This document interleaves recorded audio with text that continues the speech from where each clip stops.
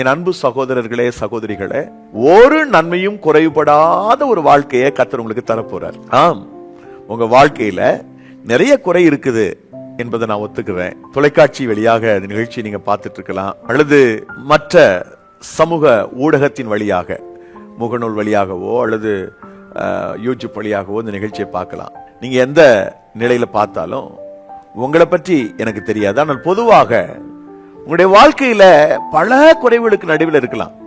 இப்படி நம்முடைய குறை இவருக்குன்னு தெரிய போகுது, இந்த சகோதரனுக்கு நம்ம படுற கஷ்டம் இவருக்குன்னு தெரிய போகுது, நான் எவ்வளவு பெரிய பிரச்சனையில் இருக்கிறேன், எவ்வளவு பெரிய கஷ்டத்தில் இருக்கிறேன் அப்படின்னு நீங்க மனசுல நினைக்கலாம். பிரதர், சிஸ்டர், குறை இல்லாம இந்த உலகத்துல யாரும் வாழ முடியாது. உங்க வாழ்க்கையில ஒரு நன்மையும் குறைபடாது பிரதர். நீங்க குறைவோடு இருக்கிறீங்கன்றது தெரியும், உங்க வாழ்க்கையில இன்னும் நிறைய நிறைவேறாத விஷயங்கள் இருக்கிறது தெரியும். ஆனா ஆண்டவர் சொல்றாரு, ஆண்டவர் பேசுறாரு, ஒரு நன்மையும் குறைபடாது பிள்ளைகளே. ஆனா நாம என்ன செய்யணும்? கர்த்தரை தேடணும்.